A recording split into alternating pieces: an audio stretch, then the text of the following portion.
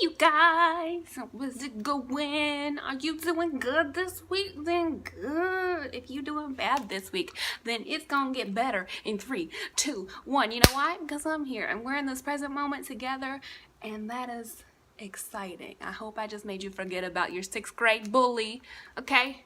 I hope I made you do that. Now you're thinking about it again. Back to me, okay? All right, that's how I get my own attention and focus. Whatever. Anyways, are you guys working on your New Year's resolutions? Yes? No? I don't know. Let me know down below. I'm excited to hear if you are, if you're not, if you're New Year, new me, or if you're I'm just doing me type of thing. I don't know. Although this video is only a day late, technically. I missed uploading last week's video for several freaking reasons, although those aren't important in this very moment now, are they? No. What matters is that I'm here right now taking this time out of my day and you know, shooting this video, and then I'm gonna upload it even later today. I mean, what? So the fact that this video is important in this very moment and that I'm doing the thing in this very moment brings me to the very topic and subject of this week's video. Those are like two in the same thing. I don't know, one in the same.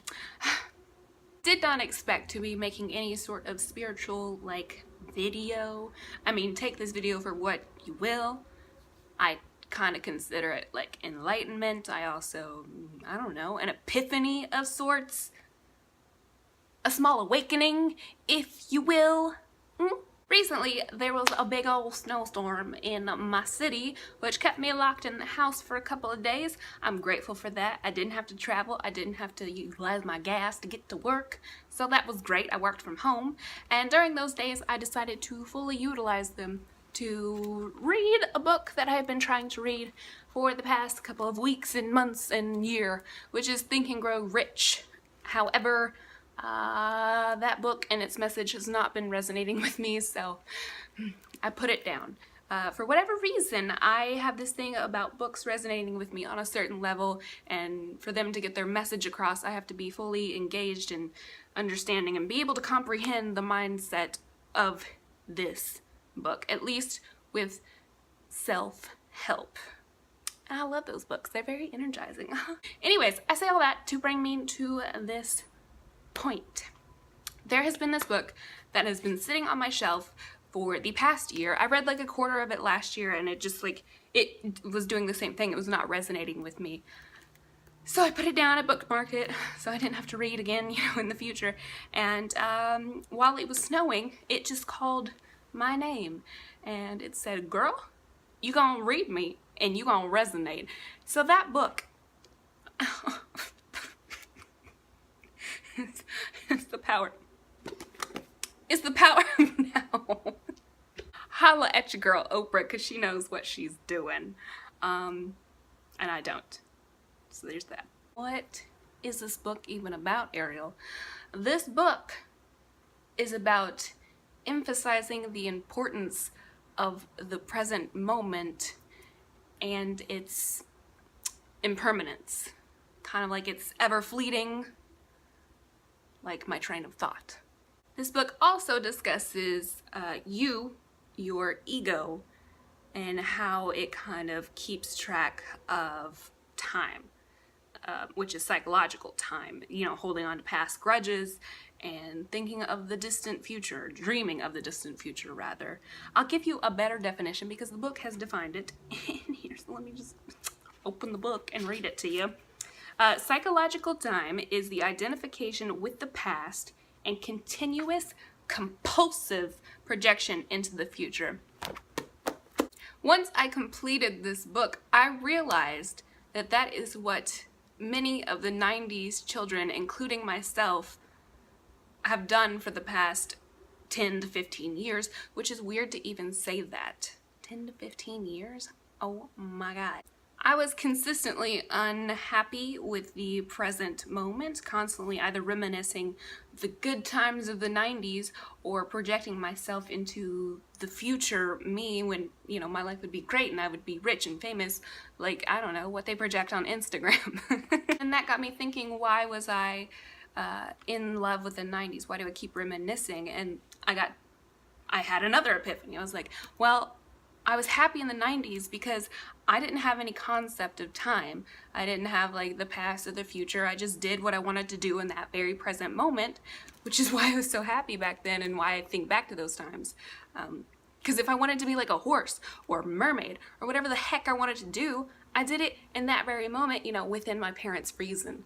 So nay, if you will, you know, I used to be a horse. I used to be a mermaid. Now I'm just an adult. And then if you take projecting myself into the distant future, you could take like the time I was in high school and how much I, you know, just didn't really like it, and how I think, you know, what I would be like whenever I was 18 and I would be lively, successful, a CEO of my own company at 18. I was pushing it whenever I was 14, thinking about how I wanted to be 18. But after reading this book, you know, I kind of had like a conscious epiphany that I was just never satisfied in those present moments, because even whenever I got to the age of 18, I was still unsatisfied in my present moment, so I'd still reflect on the past and I would still project to the future. I was never just in the present moment and being ever so happy with what I had and, you know, working towards my future intentions. So anybody that like stumbles upon this video, you know, maybe this will also be a conscious awakening for yourself, to just kind of see the power of now like I see now. Which is just being happy and grateful in the present moment for everything that you have and putting in work towards your future endeavors. I mean, you could kind of take this even like a step further into parallel universes and thinking that every passing second is a parallel universe, and it's just you making a conscious decision towards aligning yourself with that path that you want to be on. So if you want to be like a singer, or you want to be on YouTube or whatever, you make those conscious decisions to be in that present state. And although it may not be perfect, it is the practice of being in that state that'll get you to where you're dreaming of, or maybe even better. So I kind of challenge you guys to apply this concept in your own life. If you have a dream, then go for that dream, you know, just make conscious efforts and apply yourself towards that. It may not be perfect, you may not have all the perfect supplies that you need, but at least getting started will put you in alignment with that. And like I said earlier, you could land where you want to land, or you could land in a better spot, which is freaking amazing. And if you want to be a horse, you be that horse. You be the best dang horse that you ever wanted to be. You practice your neighs and eating your hay and carrots and sugar cubes. Do all that fun stuff. Alright, well, that's all I had to discuss for today. I hope you liked the video. If you want to see my face again next week, feel free to hit the subscribe button. I don't know what video I'm going to come out with next week. Obviously, this video was not very planned. I had other video ideas that I wanted to put out there, but I didn't. It's just like, this is kind of last minute, whatever. So yeah, I don't know what surprise is being held for next week, but I hope you come back and I hope you enjoyed your time with me today. If you want to see any old videos, go ahead. They're there. They're not perfect, but they are there. So, okay. I guess I will see you next week. Okay, bye!